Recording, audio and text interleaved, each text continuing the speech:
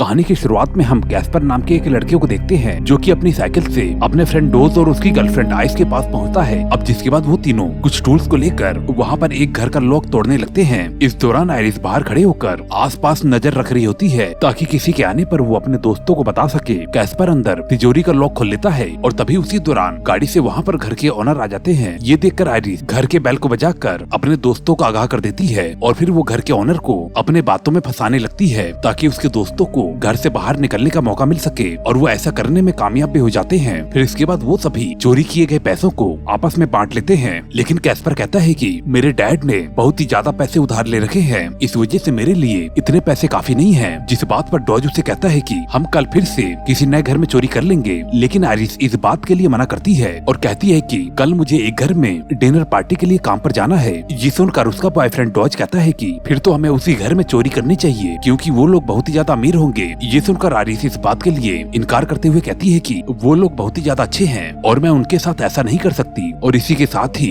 उनके पूरे घर में कैमरे लगे हुए हैं, इस वजह से वहाँ पर चोरी करना बहुत ही ज्यादा मुश्किल है। अब जब कैस्पर अपने घर पर पहुँचता है तो उसके डैड उसे वहाँ पर नहीं मिलते और वो समझ जाता है कि उसके फादर कहाँ पर मिलेंगे। इस वजह से वो एक बार में पहुँचता है और वहाँ के गार्ड से क्लब के ओनर के पास जाने के लिए बोलता है। फिर उसके बाद वो गार्ड उसे क्लब के ओनर के पास ले जाता है। वहाँ पर जाकर वो देखता है कि क्लब का ओनर उसकी डैड को बहुत ही बुरी तरह से पीट रहा होता है। हालांकि अब कैस्पर उससे अपने डैड को छोड़ने के लिए कहता है, लेकिन ओनर कहता है कि मैं तुम्हारे डैड को जब तक नहीं छोड़ूंगा जब तक कि तुम मेरे सभी पैसे को वापस नहीं दोगे। और अब ओनर कैस्पर को 24 घंटे का टाइम देकर कहता है कि अगर तुमने इन 24 घंटों के अंदर मेरे पैसों को वापस लाकर नहीं दिया तो फिर मैं तुम्हारे डैड को जान से मार दूंगा। और साथ ही हम देखते हैं कि वो डराने के लिए उसके डैड की उंगली को काट देता है। इस वजह से कैस्पर अपने दोस्तों के पास पहुँचता है और उस जगह पर चोरी करने के लिए कहता है जहाँ पर की आइरिस काम करने के लिए जाने वाली थी। लेकिन आइरिस उससे कहती है कि ये बिल्कुल भी आसान नहीं है क्योंकि वहाँ पर बहुत ही सारे इलेक्ट्रॉनिक सिक्योरिटी डिवाइस लगे हुए हैं। और जिस बात पर डोज कहता है कि अगर हम लोग पकड़े गए तो उसे सारा इल्जाम अपने ऊपर लेना होगा। इस बात पर कैस्पर बोलता है कि ये मेरे लिए करना बहुत ही ज्यादा जरूरी है क्योंकि मेरे फादर की जिंदगी मौत का सवाल है। अब उसकी बात को सुनकर वो तीनों चोरी करने के लिए तैयार हो जाते हैं। फिर इसके बाद अगले दिन आइरिस अपने दोस्तों के साथ उस घर में पहुँचती है तो फिर वहाँ पर उसकी मुलाकात रॉक्सिन नाम की एक लेडी से होती है। और जब कैस्पर कपड़े चेंज करने के लिए जाता है तो फिर वहाँ पर उसे एक ड्रॉअर में गन भी मिलती है और जिसे वो देखकर वापस से वहीं पर ही रख देता है। और जब वो आसपास चीजें चेक करता है तो उसे एक पेंटिंग के नीचे एक तिजोरी मिलती है और वो इस समय जिसे बिना छेड़े वापस से वैसे ही कर देता है। और तभी वो देखते हैं कि पार्टी के लिए गेस्ट आने लगते हैं। अब ये देखकर कैस्पर अपने काम पर लग जाता है। फिर इसके बाद जब सभी पार्टी को एंजॉय कर रहे होते हैं तो फिर कैमरन और जर्मी नाम के दो गेस्ट आइरिस से ड्रिंक मांगते हैं और इसके साथ ही वो आइरिस से काफी मिसबिहेव भी कर रहे थे। इस वजह से उन्हें ड्रिंक सर्व करने के लिए डॉज उन लड़कों के रूम में जाता है तो फिर उसे रास्ते में कैस्पर मिलता है। वहाँ पर वो उसे बताता है कि तिजोरी का लॉक पूरी तरह से इलेक्ट्रॉनिक है और अगर हमने 3 बार से ज्यादा उसके अंदर गलत कोड डाला तो फिर उसके अंदर अलार्म बज जाएगा। इस वजह से हमें अलार्म बजने से पहले ही घर की पावर को कट करना होगा ताकि हमारा काम आसानी से हो सके। फिर इसके बाद जब ड्रिंक सर्व करने के बाद डॉज वापस जा रहा होता है तो फिर उसे वहाँ पर कंट्रोल रूम दिखाई देता है जिससे मालूम चलता है कि घर में बहुत ही ज्यादा सिक्योरिटी मौजूद है। अब जिसके बाद वो तीनों किचन में मिलकर मीटिंग करते हैं और चोरी के प्लान को अंजाम देते हैं। क्योंकि सभी लोग ऊपर थे इस वजह से कैस्पर और डॉज आइरिस को बाकी सभी लोगों का ध्यान रखने के लिए कहकर किचन में ही वहाँ से छोड़कर निकल जाते हैं। दूसरी ओर पार्टी में आए हुए सभी गेस्ट जब डिनर कर रहे होते हैं तो फिर मिलो सभी लोगों को अपने अपने एडिक्शन को बताने के लिए कहता है। इस वजह से सभी लोग एक एक करके अपने बारे में बताने लगते हैं। ये चीजें मिलो की गर्लफ्रेंड बेका को पसंद नहीं आती और तभी वो उठकर वहाँ से निकल जाती है। अब अगले सीन में हम कैस्पर और डॉज को देखते हैं जो कि कंट्रोल रूम में होते हैं। तो फिर वहाँ पर कैस्पर को मालूम चलता है कि अगर वो लोग पावर को कट कर देंगे तो फिर 2 मिनट बाद ही पावर अपने आप ही वापस आ जाएगी। इस वजह से वो अपने दोस्त डॉज को वहीं पर ही रुककर पावर ऑन होने के बाद दोबारा से कट करने के लिए कहता है और लॉकर को खोलने के लिए वहाँ से निकल जाता है। इधर जब डॉज कंट्रोल रूम में होता है और तभी उसे बाहर किसी के आने का एहसास होता है। इस वजह से वो चेक करने के लिए बाहर निकलता है तो फिर वहाँ पर उसे एलोइड मिलता है जो कि उससे पूछता है कि तुम यहाँ पर क्या कर रहे हो। जिस बात पर डॉज बहाना बनाकर कहता है कि मैं वॉशरूम ढूंढ रहा था। ये सुनकर एलोइड उसे वॉशरूम दिखाता है और जब डॉज वॉशरूम में जाकर वॉशरूम का दरवाजा बंद करने लगता है तो फिर एलोइड भी वॉशरूम के अंदर घुस जाता है और डोर को क्लोज कर देता है। अब डॉज के कुछ समझने से पहले ही वो डॉज के हाथ को पकड़कर उसके हाथ को ही बहुत ही बुरी तरह से काट देता है। और अब इसके बाद एलोइड डॉज के ऊपर लगातार ही हमला करके उसे कई बोटियों में काट देता है। और जब फिर डॉज पावर को ऑफ नहीं कर पाता है और कैस्पर के 3 बार गलत पासवर्ड डालने की वजह से और अलार्म बजते ही पूरा घर लॉक हो जाता है। और अब जिस वजह से पैट्रिक पैट्रिक अपने आए हुए मेहमानों से वहाँ पर रुकने के लिए कहकर चेक करने के लिए चला जाता है। हालांकि इस बात से सभी लोग बहुत ही ज्यादा हैरान होते हैं। इसके बाद जब पैट्रिक चेक करता है तो उसे मालूम चलता है कि कंट्रोल रूम में डॉज घुसा हुआ था और जो कि अब एलॉयड के साथ वॉशरूम में घुसा हुआ है। और जब वो उसे देखने के लिए वॉशरूम में जाता है तो उसका बेटे एलाइड बाहर आता है तो फिर वो देखता है कि उसका बेटा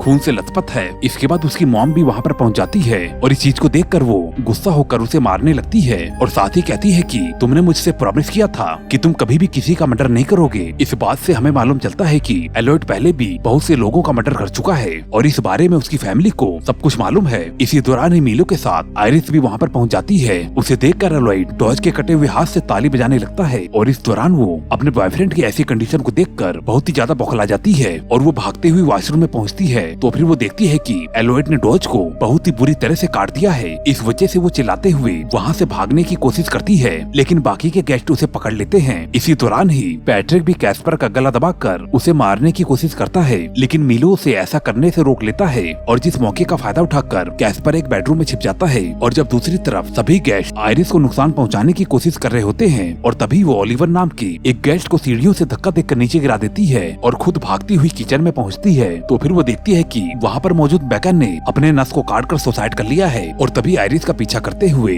जर्मी और उसका भाई वहाँ पर पहुंचकर आयरिस पर हमला कर देते हैं और जिनसे बचते हुए वो वहाँ पर एक रूम में छिप जाती है। दूसरी तरफ पैट्रिक अभी तक कैस्पर का दरवाजा खोलने की कोशिश कर रहा होता है। इस वजह से मिलोय उसे ऐसा करने से मना करता है और जिस वजह से पैट्रिक वहाँ से चला जाता है। इसी दौरान ही मिलोय एलॉयड को गुस्से में पीटने लगता है और कहता है कि ये सभी कुछ जो हो रहा है ये सिर्फ तुम्हारी वजह से हो रहा है क्योंकि तुमने अभी तक कुछ भी नहीं सीखा है। और फिर वो पैट्रिक के पास पहुंचकर कहता है कि क्या तुम भूल गए हो कि हमारे ग्रुप का लीडर कौन है। तो फिर पैट्रिक कहता है कि ये बच्चे यहाँ से जिंदा नहीं बचने वाले क्योंकि इन्होंने मेरे घर में घुसकर चोरी करने की कोशिश की है। जिस बात पर मीलो कहता है कि तुम्हें ये नहीं भूलना चाहिए कि तुम जो भी लाइफ बिता रहे हो वो सिर्फ मेरी दी हुई है, नहीं तो तुम आज जेल में होते। और जिसके बाद हम कैस्पर को देखते हैं जो कि ड्रॉअर में रखी हुई गन को निकाल लेता है और तभी उसके पास मीलो पहुँचता है और उसे कहता है कि मैं एक सोसाइटी चलाता हूँ और जो कि किलर्स को सुधारने का काम करते हैं। और जिसके बाद हम एलेक्सिस को देखते हैं जो कि रूम के बाहर खड़े कैमरन और जर्मी को भगा देती है और साथ ही आयरिस को बाहर आने के लिए उससे रिक्वेस्ट करती है। तो आयरिस थोड़ी देर में उसकी बात को मान लेती है लेकिन जैसे ही एलेक्सिस उसे घर से बाहर निकालने की कोशिश करती है